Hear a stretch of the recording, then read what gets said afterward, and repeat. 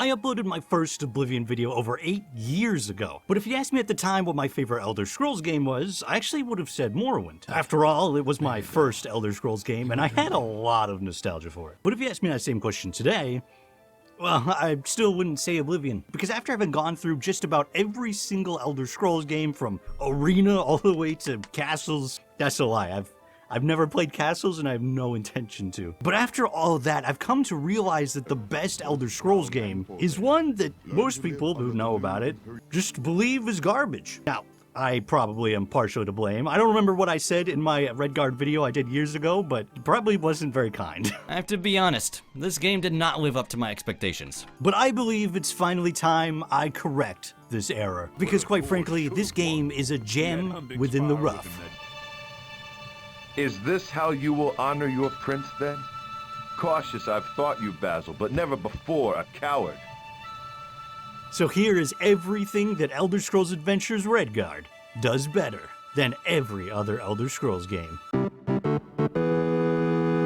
The Elder Scrolls Redguard is not a well-known installment outside of the Elder Scrolls fandom. I imagine if you ask the average member of the TES player base, they probably have no idea what you're talking about, which is a major disappointment, because it easily has the best main quest in the franchise, full stop. And before you type, "Hey, I know about Redguard," in the comments, you're watching an Elder Scrolls video on YouTube. You're probably not the average Elder Scrolls player. Now, I should say I use the main quest loosely in terms of Redguard, because it doesn't actually have any side quests. And if you're an Elder Scrolls fan, that might come as a bit of a disappointment. After all, the side quests are often the best part of the game. Okay. I'm going to pretend everything is normal. Please, no! But as it turns out, if you focus all of your effort into one storyline, you tend to come up with something pretty great. This is bigger than your sister, Redguard! Remember that? As opposed to a bunch of middling garbage. The game begins with Cyrus on a quest to save his missing sister. Who is missing? On your way, you'll meet a dastardly slug monster, fight an evil empire, and become the hero of the rebellion. And if that sounds a lot like Star Wars, well, that's because it is. Redguard's story draws a lot from the great media of the day, and it works it all into a really concise but effective narrative, without also feeling like it's just a blatant ripoff of another better property, and also without having to constantly remind you that you're the big hero who will save the day. A problem that every other game in the franchise suffers from. You are the one from my dreams. Except for Battlespire, ironically. Yes, Morrowind fans, even Morrowind. I saw one guy comment on my videos that the game never even tells you outright that you're the savior, and even makes you doubt whether you really are the hero at some points, even though the game starts with a cutscene where a literal god tells you you are the chosen one. Oh man, I wonder if I'll be destined for greatness in this game. You have been chosen. Oh. I guess I am. Instead of being destined for awesomeness, however, Redguard makes you feel like Cyrus is just really good at what he does. He doesn't win because some magical piece of paper has willed it to be so, but because he has the most tenacity, the most cunning, and decades of swashbuckling experience to back it up. It's like how nobody has to tell you that Indiana Jones is the coolest guy ever. You just know.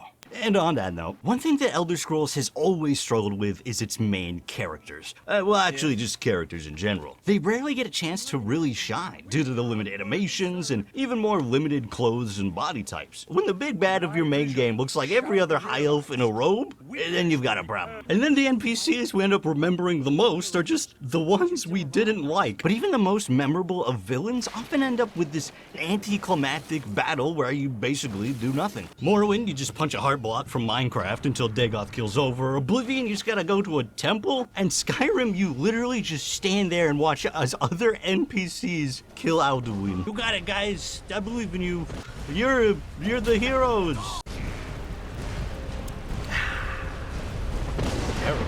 Not Redguard, however. In this game, every single character is absolutely iconic. From the Burgermeister of a mayor to the most badass dark elf in any Elder Scrolls media, period. Come, Redguard. Let me shave you to the bone. And of course, we can't forget the most interesting main character ever. Not just in the Elder Scrolls, but of all time. I mean, it would be easy to be any TES main character, just have a personality. But to be as cool and memorable as Cyrus in a world filled with Kratos, and I was gonna say Link, but he also has no personality, so that wouldn't be fair either.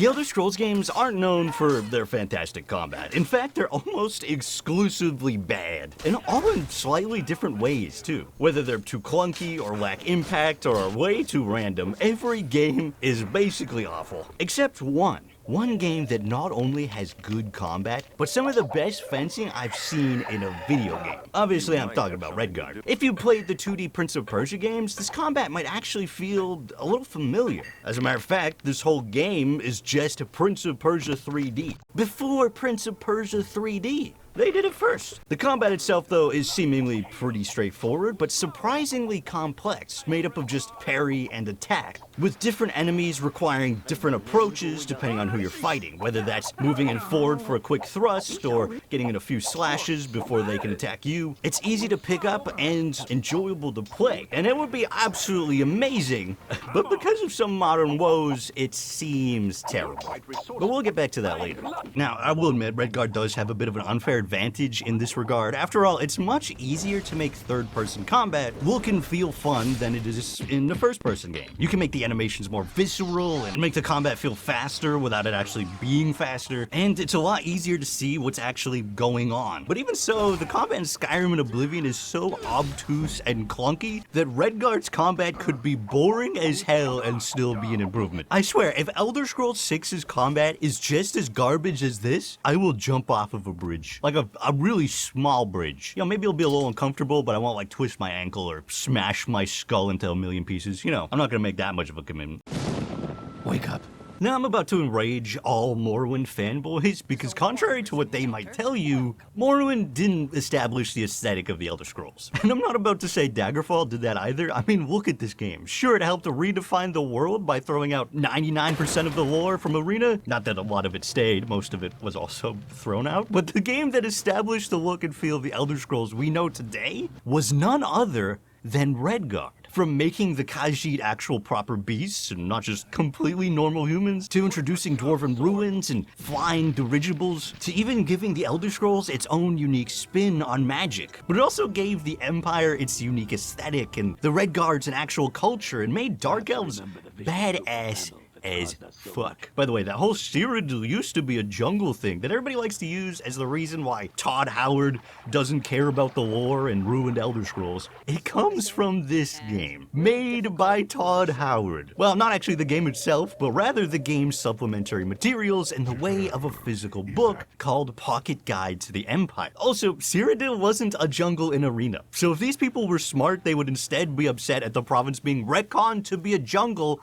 in the first place. So the next time you see someone trying to use this argument, you are now equipped with the knowledge to call them a fake fan. But unfortunately, gone are the days of flying ships and sluggish monsters in favor of a more muted and grounded world. Akin to the first two games. That's right, I'm saying Skyrim has a lot in common with Daggerfall, at least in terms of art direction. They both look boring. I mean, sure, Skyrim does still contain some Imperial intrigue and stuff, but you know, the magic is gone. I mean, not the actual magic, because there's a lot of magic in Skyrim, and there's not a ton of magic you can do in Redguard, but you know, you get what I mean. It's a really good game. Where did it not resonate?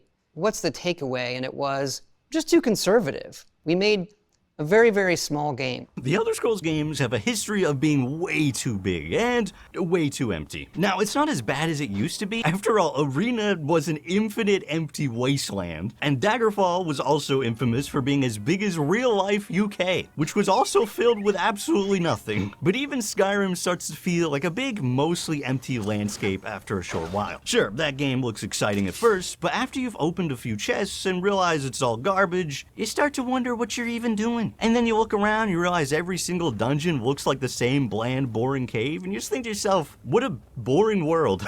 Well, that's not an issue for Redguard. Every single dungeon is unique, every treasure is useful, and the world is just the right size to feel big without being painful to explore it. And that's because they built exactly what they needed to. No filler, no chests full of garbage, just pure gaming experience. And while the story itself is just as linear as every other game, many of the puzzles aren't, meaning you could end up solving a puzzle for the end game right at the beginning, ultimately allowing you to breeze through before you know it. It's more akin to Zelda in that way. And like Zelda, the puzzles are real puzzles, and not put the square block into the square hole. Right, square hole.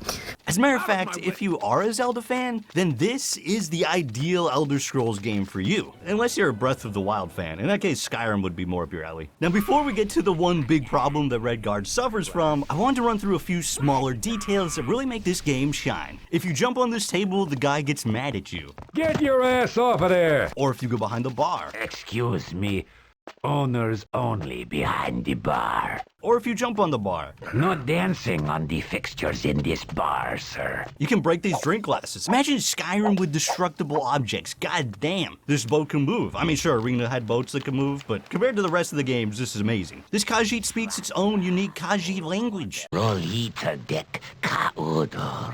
They'll never mention this ever again. The Empire is just straight up the villain in this game. They're just bad, and there's no redeeming qualities. This game's not racist. That's pretty cool. Well, there's kind of a Romani thing going on that's kind of racist. But, I mean, compared to Morrowind, there's basically racism free. The game is also not absurdly horny, like Daggerfall and Battlespire are. I don't know what was going on with the developers at the time, but somebody please get these writers some goddamn Playboy magazines or something. Like, they need an outlet so they don't put it in their fucking game. Now, I've been talking up a lot of sauce for Redguard, but if you played the game today, you might actually be really confused as to why I think it's so good. After all, it's practically unplayable. An unmitigated travesty. One of the most unoptimized games ever made. It runs way too fast or way too slow, and it's practically impossible to time your parries and attacks in combat. But that's not actually how the game used to play. If you have original hardware, this game actually runs pretty well, and is surprisingly the least buggy Bethesda game ever made, contrary to what critics are saying about Starfield. Like, did they play that game with a blindfold on? What happened?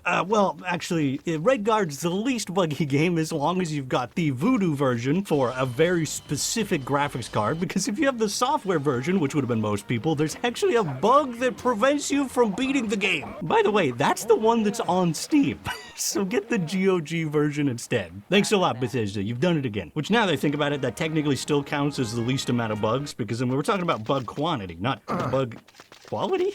Now, the real culprit for all these modern woes is actually DOSBox. The issue stems from the fact that DOSBox is just not optimized well enough for a late 90s game like this. The graphical power will obliterate even the more powerful modern CPUs, especially since DOSBox can only use one core at a time and isn't capable of using a graphics card. So realistically, don't play the GOG version either. What now, Redguard?